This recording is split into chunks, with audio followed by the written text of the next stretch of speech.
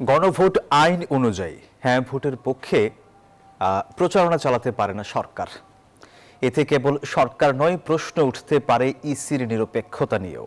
এমন অভিমত আইনজীবী ও নির্বাচন বিশেষজ্ঞদের। তাদের মতে সরকারের প্রচারণায় হ্যাঁ ভোট জয়যুক্ত হলে পরবর্তীতে যে কেউ আইনি চ্যালেঞ্জে ছড়িয়ে দিতে পারে। সৃষ্টি হতে পারে নতুন রাজনৈতিক সংকট। বিস্তারিত অন্তরা বিশ্বাসের রিপোর্টে। গণভোটে হ্যাঁ জয়যুক্ত করতে গণহারে প্রচারণা চালাচ্ছে সরকার। হ্যাঁ ভোটের পক্ষে জনমত সৃষ্টিতে কাজ করছে বিভিন্ন মন্ত্রণালয়।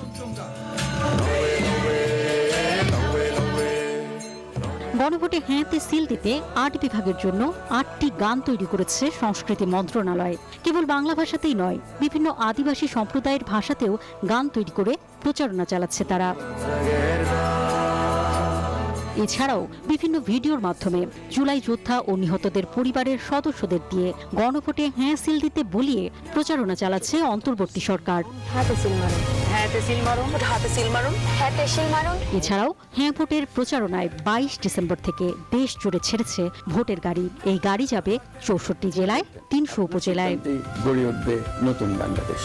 দেশের সকল ব্যাংককে গণভোটের পক্ষে অর্থাৎ হ্যাঁ ভোটের প্রচারণা চালানোর নির্দেশনা দিয়েছে বাংলাদেশ ব্যাংকও।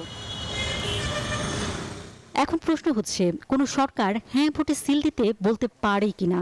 কাকে ভোট দিবে না দেবে সেটা ভোটার নিজস্ব চয়েস, এবং এই প্রভাব করাটাও কিন্তু আইনগতভাবে সঠিক নয়।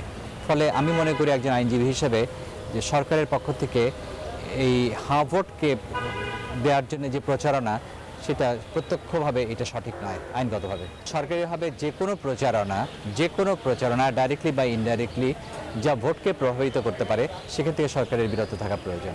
হ্যাঁ ভোট দিতে বলাতে কোনো আইনি বাধা না থাকলেও নৈতিকভাবে এই প্রচারণা সরকার চালাতে পারে না বলে মনে করছেন আইনজীবী শাহদিন মালিক। নির্বাচন কমিশনেরও নিরপেক্ষতা নিয়ে প্রশ্ন উঠবে। এইভাবে পক্ষপাত দুষ্ট একটা গণভোটে ফলাফল হার দিকেও যায়, তখন এই গণভোটের পরেও তো কেউ আইনি চ্যালেঞ্জ ছুড়ে দিতে পারে যে সুষ্ঠু নির্বাচন হয়েছে বলে প্রশ্ন করে আইনি চ্যালেঞ্জ হতে পারে। গণভোট আইনে বলা আছে, নিরপেক্ষভাবে নির্বাচনী কাজ শেষ করবে সরকার। কোনো বিশেষ পক্ষে ভোট দিতে প্রচারণা চালালে তা গণভোট আইনের লঙ্ঘন হবে বলে মনে করছেন নির্বাচন কমিশনের সাবেক যুগ্ম সচিব জেসমিন টুলি। একটা আইনও করলো, গণভোট আইন, এবং গণভোট আইনে বললো যে এটা একদম নিরপেক্ষভাবে নির্বাচন পরিচালিত হবে এবং নির্বাচন কমিশন করবে এটা। তাহলে সরকারকে অবশ্যই এখানে নিরপেক্ষ হতে হবে। সরকার এখানে কোনো পার্টি হতে পারবে না। সরকার এখানে কোনো পার্টি হওয়ার কোনো সুযোগ আসলে আইনের মধ্যে কোথাও নাই। তারা কোনো রাজনৈতিক দলীয় সরকারও না, এটা অন্তর্বর্তীকালীন একটা নিরপেক্ষ সরকার। সেই চিন্তা করলে তারা হার পক্ষে প্রচারণা ফুললি করতে পারে না। এর আগে ১৯৭৭, ১৯৮৫ ও ১৯৯১ সালে ৩ বার গণভোট হয়েছিল। ৩ বারই হ্যাঁ জয়যুক্ত হয়েছে। আমার ভোট আমি দেব, যাকে খুশি তাকে দেব, এই কথাটি প্রচলিত বাংলাদেশে বহু বছর ধরে। বিশেষজ্ঞরা বলছেন এই কথাটি প্রযোজ্য গণভোটের ক্ষেত্রেও।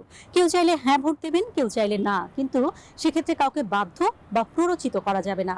সরকারও কাউকে বাধ্য করতে পারবে না হ্যাঁ অথবা না ভোট দেওয়ার ক্ষেত্রে, কারণ এটি একান্তই মানুষের ব্যক্তিগত সিদ্ধান্ত। অন্তরা বিশ্বাস, নিউজ 24, ঢাকা।